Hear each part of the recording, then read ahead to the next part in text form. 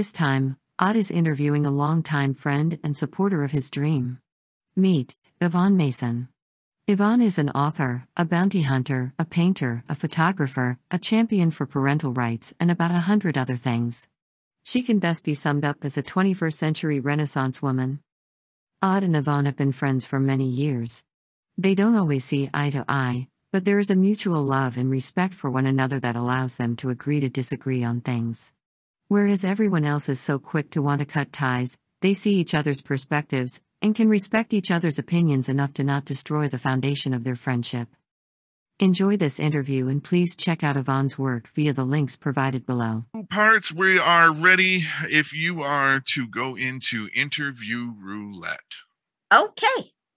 Now, before we got started, I had you pick 5 numbers, and these are the questions that correspond to them. Here we go. Your first question is, what is something that you don't mind paying more money for? My truck. It doesn't matter how much gas is or how much repair costs are. That's your baby, right? That's my baby. I thank God and Jack for that truck every day. What's the name of your truck? It's George. George. Everybody names their car. Especially if they love it as much as you say you do. Well, the thing is, I looked high and low when the Suburban started becoming a money pit, and I knew that I needed to go to another vehicle. I didn't want to go to a smaller vehicle because I'd driven the Suburban for so many years because that was the only vehicle that Jack felt safe in. So I called my financial guy and I said, I'm not paying $90,000 for a Suburban, a brand new one. He said, Yvonne, do you like trucks? I said, I love trucks. I drove one for years. He said, the Silverado has the same chassis as your Suburban. I said, done. So I knew what I wanted. I knew how much I wanted to pay for it. And I went 500 miles out looking for one and found one at my local dealership, went and had my service guy look at it. And I said, okay, I'm taking this truck home. And they go, well, we can finance. I said, no, we're not financing it. I said, I'm paying cash for it. And the guy goes, oh, okay. And the truck and I have been together ever since. It's so funny. They don't know. You would think that at a dealership, they would like the idea of cash, but it seems like every time you walk in, because that's how I've paid for all my vehicles. I've always paid cash. And it seems like they get confused. Like, yeah, they don't know how to. They don't know how to. What you want to do? What? Yeah. Granted, I've never paid more than $2,000 for a car, but I've still walked in with cash and been, when they start. No, I brought my friend Cash with me. Yeah. He would like to speak to your manager.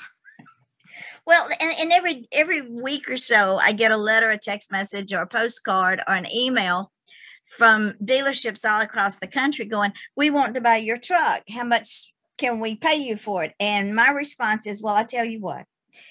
Now, my truck is a 2016 fully loaded. It has a tonneau cover. It has a bed liner in it. It's got all the bells and whistles. OnStar is my best friend. So my response to them is, if you will give me a 23 with everything that I have currently on this truck as an even trade, we'll talk. But if that's not on the table, then take your little questions elsewhere because I love my truck. Yeah, no, that's fair. I think so. And they'll be like, nah, never mind. You never hear from them again. No, actually, they keep hounding me. They think they're going to be able to break you down. Obviously, they don't know me. All right. What do you think is totally inappropriate but is commonly seen in today's society? Oh, where do I start? When movies, sitcoms, television shows, when the writer's lack of an intelligent script is nothing but cursing and nude bedroom scenes, we got a problem. That's fair. When the whole storyline is nothing but the F-bomb and MF bomb, and every time you turn around, people are, even the sitcoms you can consider pornography today. There's no storyline. It's in and out of bed. I will say that there are a few that still have that in them, but still provide a solid storyline. Maybe it's a generational thing. Right now Amazon Prime has The Boys. The Boys is nothing but cursing and sex and gratuity of violence, but there's still a good solid story there, and it came from a graphic novel series, so it was just as bad, but the solid story there. I see what you're saying, and you are right on a lot of cases, but every so often there's a few outliers. This is true. I will give you that. There are. I have seen a few, but they are few and far between. Oh yeah. Yeah. It's far easier to write sex scenes and try to make blue comedy. I don't know if anybody even still uses that term anymore, but blue comedy is the lowest common denominator. It's easy. And you don't have to think. Yeah. You don't have to be creative. I don't know where they're getting these writers from, but apparently they need to go back to creative writing 101. What's your favorite TV show right now? What's the show that you can't miss? Zero. You don't have one? I do not have one. Okay. So all right. Well, moving on. I can miss it or not. It does, and it's because I can predict exactly what's going to happen before the end of the show. You know what? I'll give you that. Yeah. As someone who is an avid reader and writes occasionally, in your case, an avid reader and avid writer, yeah, I get it. Yeah, there's no mystery there. None at all. It's sad. I'm trying to think too. Like, when's the last time a TV show has shocked me, or you said I didn't. Yeah, or you said I didn't see that coming. Yeah, and it's no. Actually, yes. Now that I think about it, Stranger Things, the newest season of Stranger Things. There was something that happened, and I'm not going to ruin it for anybody that might be listening or seeing this. But there was something in there that shocked me. I wasn't expecting. Understand why they did it. Went back and rewatched it. Should have seen it coming. Didn't see it coming. Because it was so subtle, it just snuck up on you. Yeah, it was kind of a gut punch. Well, Stranger Things is known for killing, characters every season. Right. And there was one that I knew right out the gate was going to die. There was no way out for this character. But there's a second one that kind of got caught up in the crossfire that I didn't see coming. Don't you hate when that happens? Yeah, because you're like, no, why? Okay, next question. Elvis or the Beatles, and why? I have to say Elvis, simply because he was, for lack of a better word, the father of the Beatles, and that he opened the doorway for a lot of artists at a time when didn't grind on the Ed Sullivan Show. You just didn't do it. But because he never compromised his craft, others were able to follow in that and not get the backlash he did. Yeah. No, he took it all.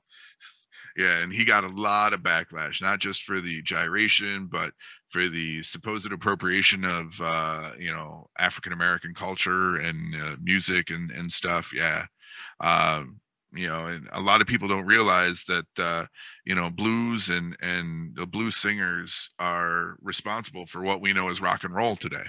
Exactly. And if they watch the there was a show, and I think it was on Amazon Prime, about Muscle Shoals, Alabama. I highly recommend that documentary because it talks about Southern blues, which is a whole different blues than Chicago blues. Yeah. No, you are correct. All right. What would be the absolute worst name you could give your child? Dumbass. Just write it on the birth certificate. Ma'am, are you sure? I said what I said. No, I don't think there is one Because to me, a name is just a string of letters put together to form a word. And a name may mean something. We named my grandson Cherokee John Austin. And he asked why he wound up with so many names. And my daughter said, well, because Mom and I had a bet. And the bet was, I said, you were a girl. She said, you were a boy. And if you were a boy, your first name would be Cherokee. And she won the bet. My children were all named the names they were named for a reason. I even like the name Phineas. It is a good name. Names are powerful if you embrace them. I like the name Molly. I like the name Maggie. I like the name Margaret. But then the names that have fallen down through our ancestry, some of them were a little off. They were different, but you have to go back and study the history. So I would say that there's not a name that I don't think I wouldn't name my children. Unless it's something derogatory like K2O or something just stupid. See, I've had a theory for a while that like I started noticing things. Like I know several Dans, and they all are either fall down drunks or alcoholics. You know, like I've started noticing patterns with people's names. And I know that everyone's life is different and, you know, characteristics lead them to wherever they are. But man, I know a lot of alcoholic Dans. You know, I know a lot of different Chris's who are much like myself and not quite all there up here. You know, it's funny. And I guess then, okay, do you find yourself when you're writing a character that you know nobody's going to like, that you lean more towards naming them this or that? No. Okay. It's whatever that character decides he wants to be. Because let's just say the main character in Top Hat, the protagonist, he has a very well-respected name, but he's a scoundrel. So I think it doesn't matter to me whether the reader likes him or not. It's the character's prerogative to name himself what he chooses. Because if I try to name him, the story goes nowhere. So I have to go back and change the names. Yeah, no, I get you. I understand. Surprisingly so, too. Aha! I'm going to be this person. You're not changing it because you're not writing another word. Okay. Yep. All right. And the last question for Interview Roulette is, what's the best thing about your life? My joy and my peace. Care to explain? Because you said you don't relax, so peace is...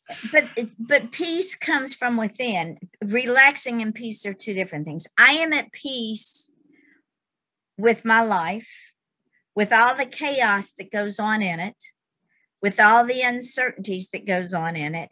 And I have an inner joy that nobody can steal, because I know this world is not my home. I know that I'm going to a better place. I know that no matter what anyone says or does against me, that they have to live with that. I don't. I know with a certainty that I am not in control of everything. There's only one person that is in control, and he sees way down the road. So things that I can't change, I don't worry about them. Things that I can change, I change them and move on. So I don't dwell on all this stuff. So with that comes an inner peace and an inner joy that nobody can steal. Fair enough. Yeah, I'm a little bit of the opposite, though. I see the things that I don't think I can change, and I still want to try. See, and therefore you have utter and total chaos in your life, and it keeps you in a turmoil. Not as much as you would think, though. For some reason, trying gives me the peace that, because at least I'm doing something. I'm making the attempt. There is that. I could easily, like I said before, it's very easy to complain. It's harder to complain and come up with suggestions for solutions. You are right. That is true. But once you've come up with a solution that nobody wants to adhere to, there comes a time you have to just say, okay, I'm moving on to something else that deserves my attention more, rather than being a rat in a wheel. But if I can get one person, and that's usually all all I ever need is if I can get one person to listen, I'm happy. But because see, that may not be changing the situation. What that basically is doing is changing your attitude of how you feel about the situation. I know it goes back to that whole kindness thing that we talked about, You're where right. if you're nice to one person, it trickles out. I understand that. So if I can get one person to get it, that's all I need. That's all you need. If one person gets it, it may not come up right away, but that person will take that idea and carry it out further and further and further. And you may not be allowed to see it happen, but oh no, I'm not going to see any of the stuff that I want to see in my lifetime. I got 30 years left if I'm lucky, you know. Maybe more. Well, I'm not sure I want more based on what I see going around. Like 30 years is going to be enough, but what I tell my children is I am going to, my goal, if God allows it, is for me to grow old enough to not only be a burden to my children, but to their children and to their children and to their children. I've got the burden thing covered. There's a lot of people in society that think I'm a burden. I won't have kids, but I'll definitely be a burden to somebody. All right, Miss Yvonne, I want to thank you for sitting down and talking with me and taking the time today. You are quite welcome. It was my pleasure. Anytime.